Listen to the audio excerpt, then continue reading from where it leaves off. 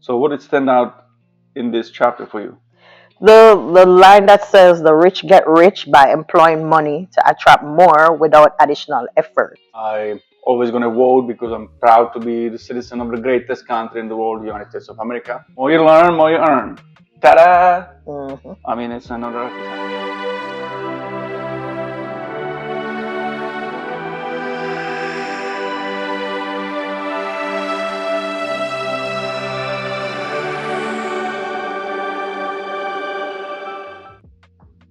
Easy money? What do you say? Easy money? Yes. Welcome to easy money. Because easy money, live it. Because you can live it and have easy money. It's so easy. More I learn about it, I'm realizing it's easier and easier. Anyway, my name is Jan. This is Charmaine. We are here exploring the how rich people think world, because we are using the law of attraction to attract all this money to us. And best way is, I'm sure there's many ways to do it. One way is to share as much we can, because then it will help us to learn and grow and be rich. Yes. Yes, easy money. So Steve Siebel wrote this book, and we use it as 100 chapters. We do 2 chapters a week. 50 weeks later, we did our balance sheet before, and then we're gonna do balance sheet after to see what a great results we all get. So today we are doing chapter 29 and chapter 50, and then 30, of course. We did have some homework from last chapter. Yes, we did. Which the action step, they are very important. One of the things always people say, action, action, action. That's why we made a commitment to do 50 podcasts, so we can see how it really help us to grow in the money aspect of life, because there are other aspects that are as important as money. That's right. Okay, so the action step were, go ahead, read it, Charmaine, please. Write up a plan of action that will help you grow into the person you want and need to be. Before we go into the homework that we have, you realize we're in a different scenery. We're actually at one of Beachfront Kitchen and Bar, the sponsor for this podcast. You see right here the logo and everything, and then we have the QR code here, so you can just scan the QR code and log on to the website, and we welcome you any day. We open every day. Yes, you can send a message on the website. In case you want the book, I bought probably 50 books. I have them in a box at home, and we give them out free because it is very great information. So go ahead. So we decided we're gonna each write 3 actions that we will take. In the meantime, my first action is that every 90 days I will write down my new net worth, because as I've been reading, one of the idea is that when you write your net worth every 3 months, every 90 days, you will see it grow faster. So that as soon as I saw the idea, I said, let's do it. Go ahead. What is your action? Like when you choose that for number 1, I'm gonna put this one for number 1. Set daily goals, weekly goals, monthly goals, and yearly goals.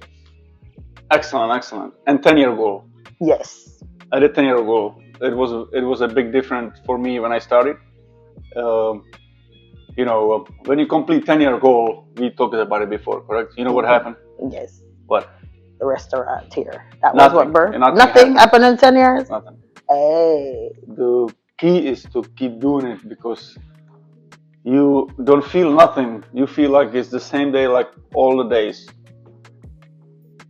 It's what is really happening in the spiritual world around you. That's, I think, is the biggest difference. Okay. Because those little small actions will lead you to it. That was my second action, was that I read 10 pages every day, and I do 60 push-ups every day.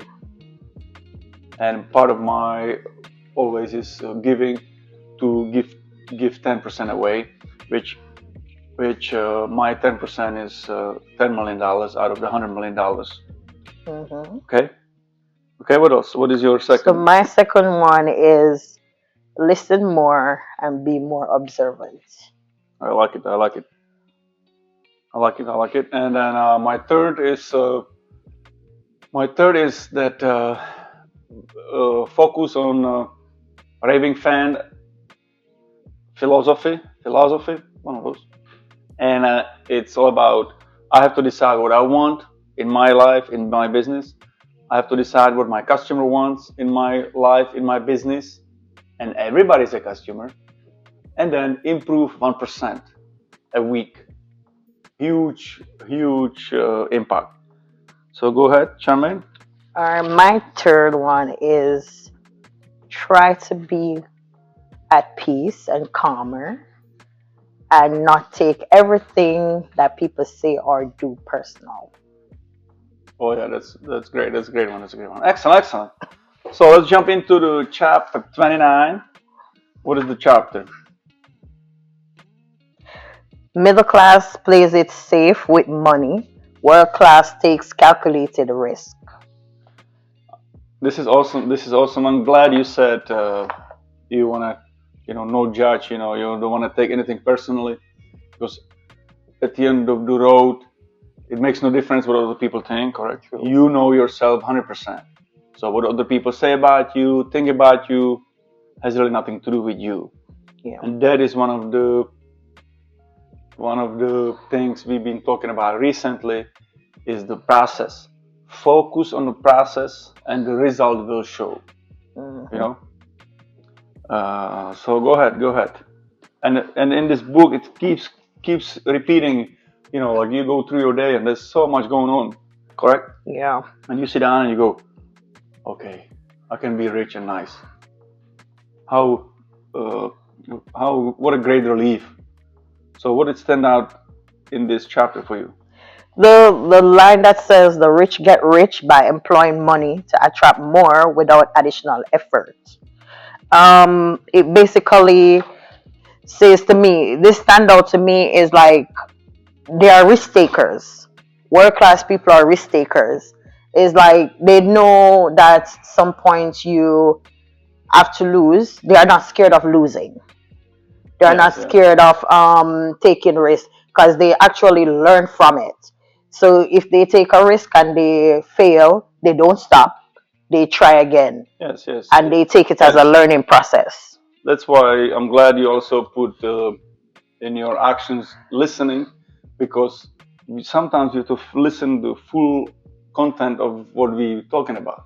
Mm-hmm. It's a calculated risk. Mm-hmm. It's not like they say, "Oh, this is a great idea, jump in it." Mm-hmm. They calculate the risk and make it so it makes sense to do it. And like really learn again. Go back to more you learn, more you earn. Learning about the stuff before you pull the trigger.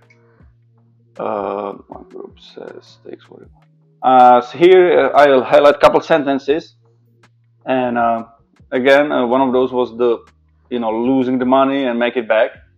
And one group stays awake worrying about losing what they have, mm-hmm. while the others can't sleep because they are dreaming of what's possible. Mm-hmm. And it is really unlimited amount of possibilities. I've been seeing it with my family when I see family members that have not too much financial education, and they continuously never have enough, continuously thinking, and I can just see, wow, be great to share this with them so they can learn from it and realize that they really can have anything. Yeah. And it's literally all up in the mind. Okay, anything else? I like the quote. There's a quote in it from Donald Trump. That's our current president, you see. Yes. Personally, my opinion, I always gonna vote because I'm proud to be the citizen of the greatest country in the world, United States of America. I always will vote. I who I will vote, you know, at the end of the road, it really makes no difference to me who is the president. For me, important is the vote because I have the right to do it as a citizen of the greatest country in the world. Who I vote makes no difference because I have to live my life every day. Nobody's living it for me. So whoever's president has nothing to do with me. I know that I have to do the best I can, the best I know, and the best I'm able to. That's all I'm going to say. Go ahead, read the road from Donald Trump. Every day you'll have opportunities to take chances and to work outside your safety net. Sure, it's a lot easier to say, stay in your comfort zone. In my case, business suits and real estate. But sometimes you have to take risk. When the risk pay off, that's when you reap the biggest rewards. Donald Trump. Excellent, excellent, excellent. Yeah. Critical thinking question. Go ahead. How many times have you taken a calculated risk by investing in yourself?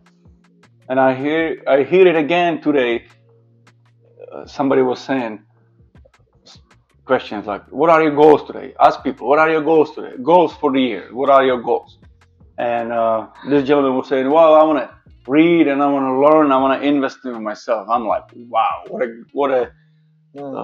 a guy with a great future." Like you continuously have to grow and learn. More you learn, more you earn. Ta-da! I mean, it's another rocket science. Okay, action step. Increase your tolerance for taking calculated risk by betting on yourself in the undertaking of a new venture, investment, or partnership. Learn to trust your judgment and your confidence will grow. Love it, love it. So we need to think about what kind of homework we should be giving ourselves, every week for these action steps because it's awesome, awesome. Alrighty, so middle class plays it safe with money.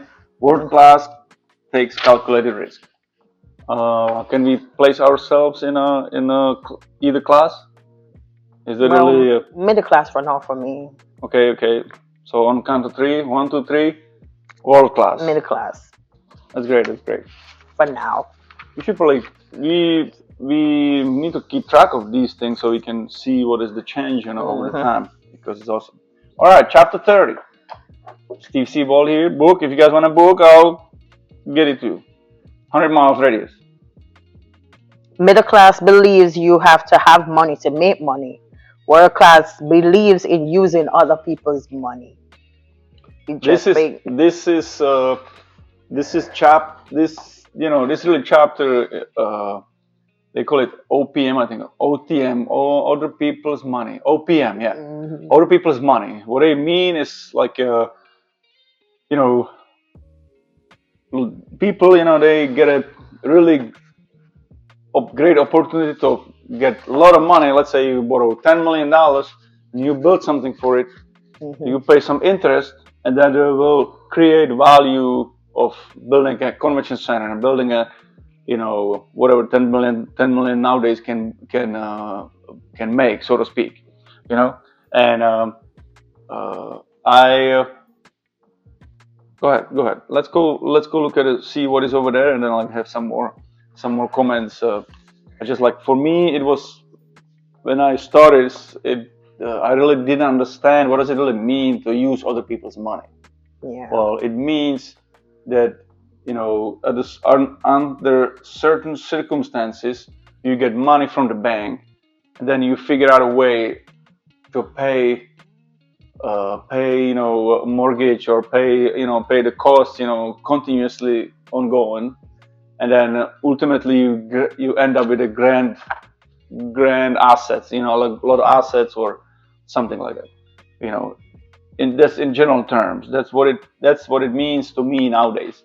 When I started 15 years ago, I really had no idea what it meant.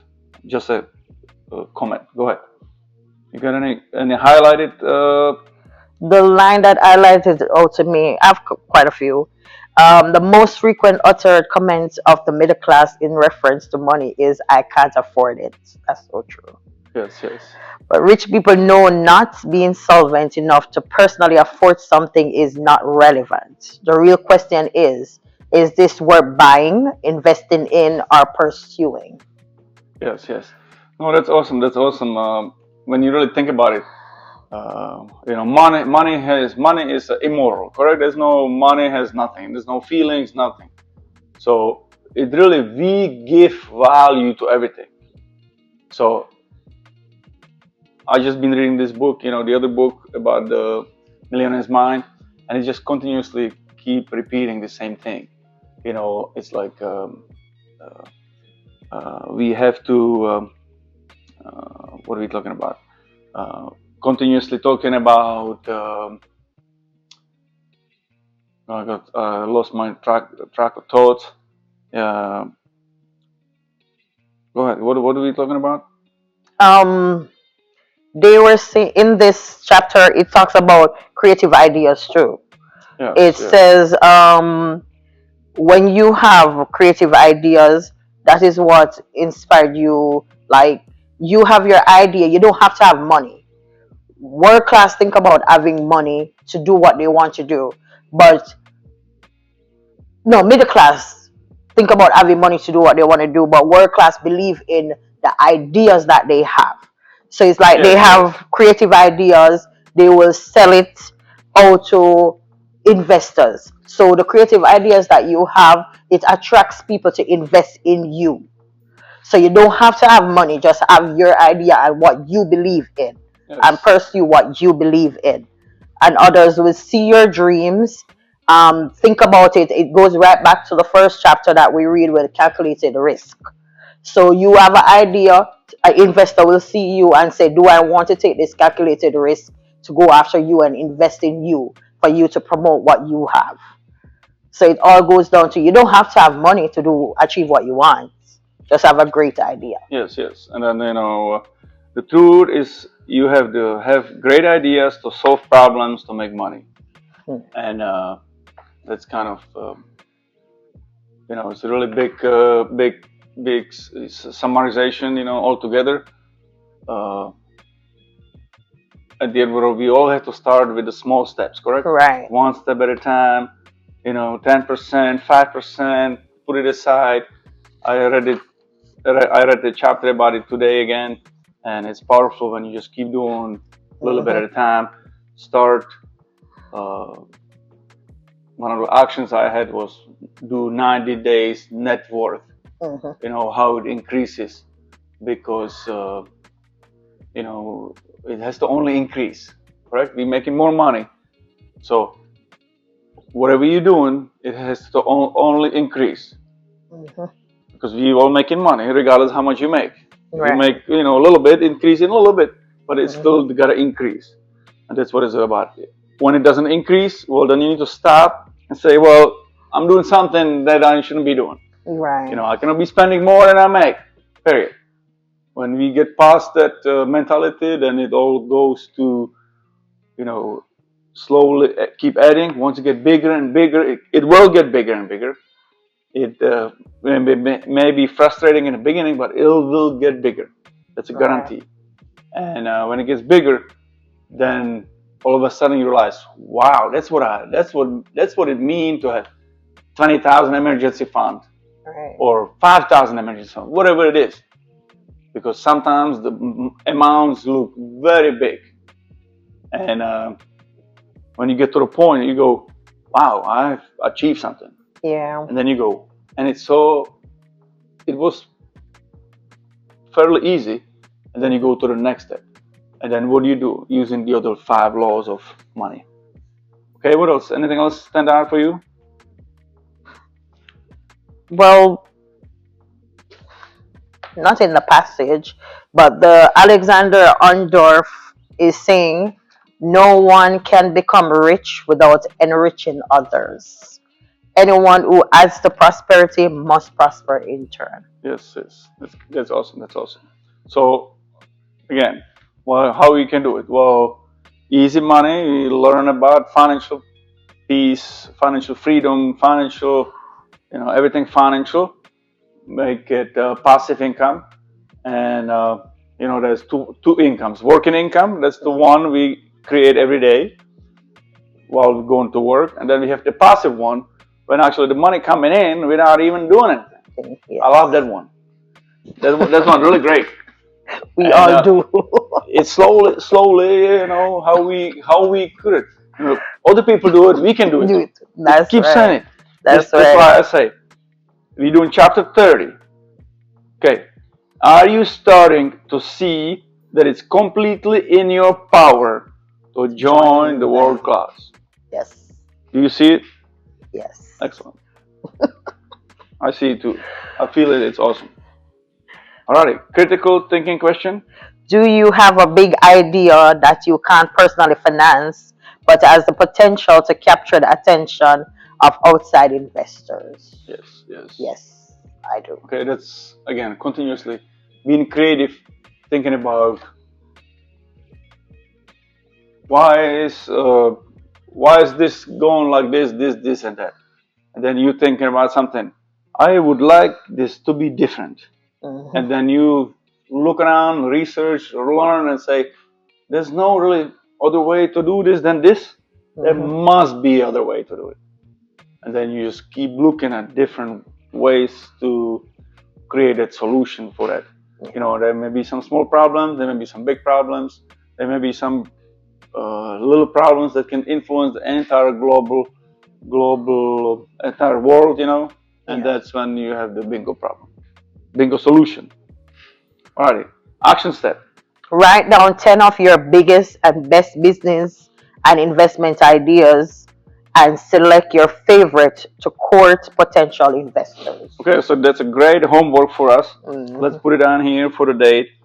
That it's today is 1/19, correct? And then let's say 10 biggest. Write down 10 of your biggest and best business and investment ideas. So we're gonna write 5 ideas each. Okay. Okay. Each. That's a great idea. I love it. And then we'll see where it goes, where it takes us. So middle class believes you have to have money to make money. World class believes in using other people's money. Well, I'm not there yet in the world class, so I'm going to say middle class. Okay, I say Yeah, world because class. that's my belief. You have to have money to make money. But reading the chapter, it kind of sways me. To the world class, so you can use other people's money. Well, they make it sound so easy, correct? Yes. Well, borrow 100,000, pay 100,000, 110 back or whatever the interest is. You pay the interest every year, so you borrow 100,000. Maybe get a line of credit for 50,000. That maybe you don't have to use all the money. You don't have to pay nothing, so to speak. It's using other people's money and do business out of it. Good idea. Can you do it? Can you do you have enough equity to somebody extend you the 50,000, and then you can start working from that? Can you make money out of it? Can you make living? It always sounds good. The key is to have some money coming in from somebody. What I really recently learned, excuse me, that was there was four really easy steps in that Millionaire Minds. 4 steps to financial freedom, and it was talking about working income, passive income, investment, and the last one, which I really enjoyed the most, was simplification. Can we simplify our life that we really minimize the expenses we really use? That's something one of my goals for this year, to really look into what I'm spending every month, and I got mortgages paid off. Really, I have, all of those are very. Anyway, they say the best tool to create wealth is your income. Well, when the income goes to the right places, or right bank accounts, or right places where we assign it to, then yes, it makes sense. When I was working for first time I heard it, I was working from paycheck to paycheck, and they say, well, your income is the best wealth building tool. Mm-hmm. I'm like, how's that possible? I go to bank, pay my bills. That doesn't build nothing. Exactly. I don't know. I couldn't build nothing. It's finished Slowly. Then once the wheels start moving, turning faster and faster, then you start understanding. The key is to keep doing these things. It gets frustrating, distraction, a lot of things happen. The small step, keep doing it, and it will pay off in the end. So simplification, great thought. Okay. Alrighty. So we are here. We're gonna do next week chapter 31, 32. We got a homework, and remember this podcast is sponsored by Beachfront Kitchen and Bar. Yeah. And remember, when you eat out, eat at at a beachfront. Ta-da!